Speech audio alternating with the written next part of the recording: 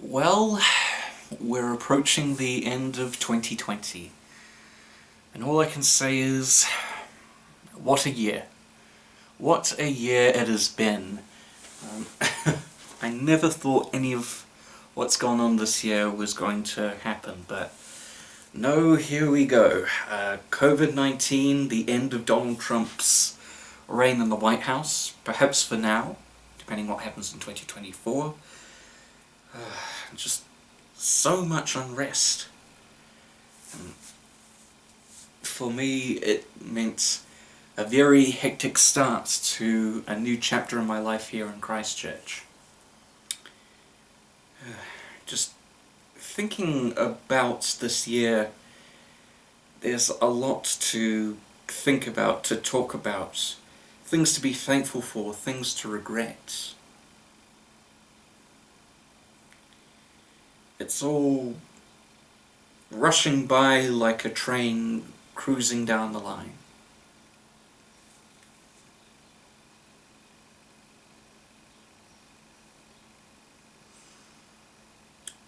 I think one of the first thoughts that I would have about this year, 2020, is how grateful I am to live here in New Zealand.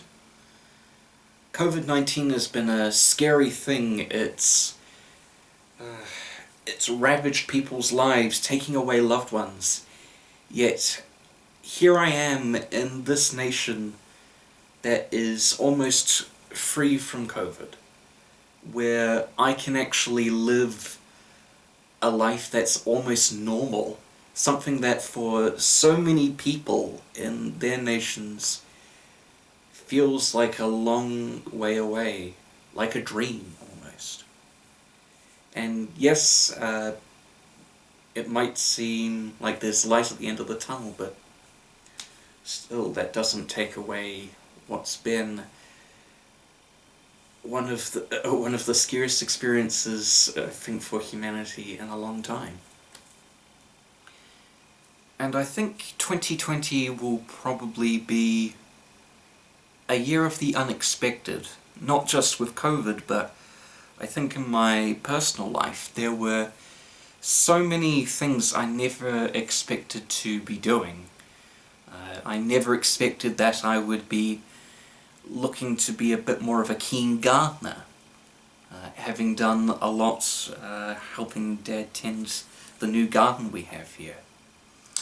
I never anticipated that I was going to be connecting with people I thought I would only ever be able to converse with on social media. But I also never expected I would be getting so many opportunities this year to be able to reconnect with old friends. And not just my cosplay friends through Armageddon Expos that I never expected to attend, but older friends still. People who I hadn't seen since 2008 coming back into my life. Sometimes only for a fleeting moment, but still making those reconnections is still something that's been unexpected and admittedly great too.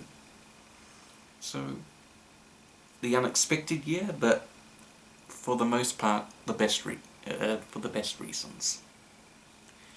And I'm thankful for some of the wonderful moments I had here in 2020. Again, the new friendships, the reconnections, but also just some of those wonderful little moments. The getting to see Elton John perform live, to be wowed by a musician I look up to as an icon of self-love. It's just incredible.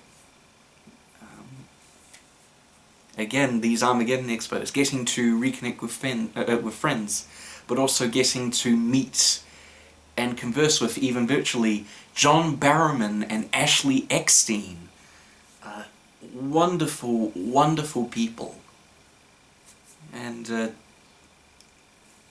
getting to engage with my community in ways I didn't expect, and I'm also keen because 2020, I think, is the year that I properly started to look after myself. I think most people came out of lockdown, or perhaps still suffering lockdown, put on a few more kgs. With that, I realized that I had to do a lot more to take care of myself. And while I'm not where I quite want to be on my fitness, I am doing a ton better. I am exercising almost every night. I'm mostly eating better. I'm getting a few more opportunities. I've been able to go down from about 112 kgs to hovering around 103, 104, which I'm pretty happy about. Hopefully I can continue that progress well into the new year and beyond. So 2020's been in some ways a good year for learning to look after myself, but also treasuring some of those moments which are diamonds in the rough for what has been a pretty hectic year. But there is one reason I'm still going to be looking back on 2020 with some sadness. In September of this year, my beloved grandfather, while on holiday in Wellington, suffered a heart attack. They did all they could, but the following morning he was dead.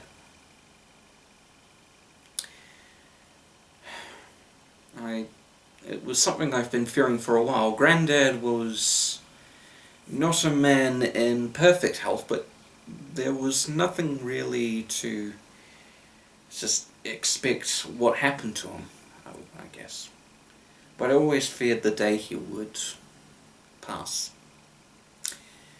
Granddad was, in my entire extended family, the one I was the closest to. I loved him dearly. He was not just my grandfather, he was a friend, he was a pen pal, he was a man I would regularly exchange books with. He was someone who encouraged me in my exploration of my political ideals. Not always seeing eye to eye with me, but still admiring what I stood for. And still someone I could lean on when it seemed the rest of the family were against me in that regard.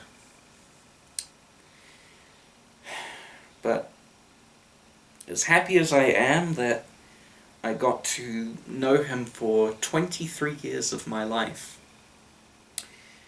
I still miss him. Not a day hasn't gone by that I don't think about him. I love him, and there are days I just wish he would come back and that I could write him one more letter or have one more conversation with him.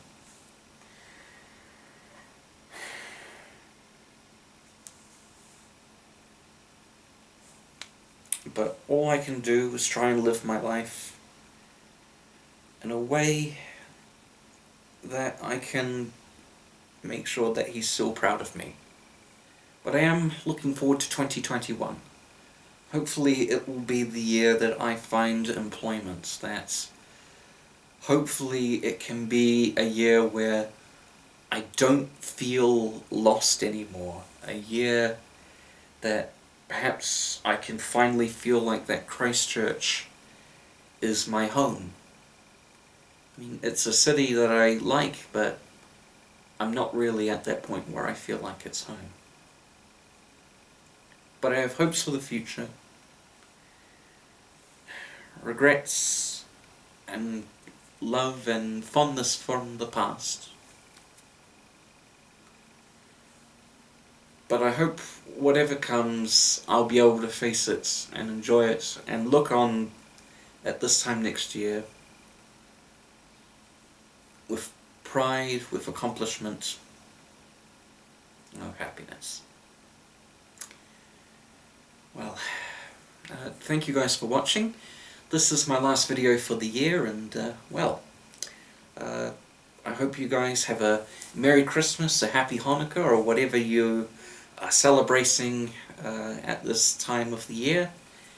And I shall hopefully see you in 2021.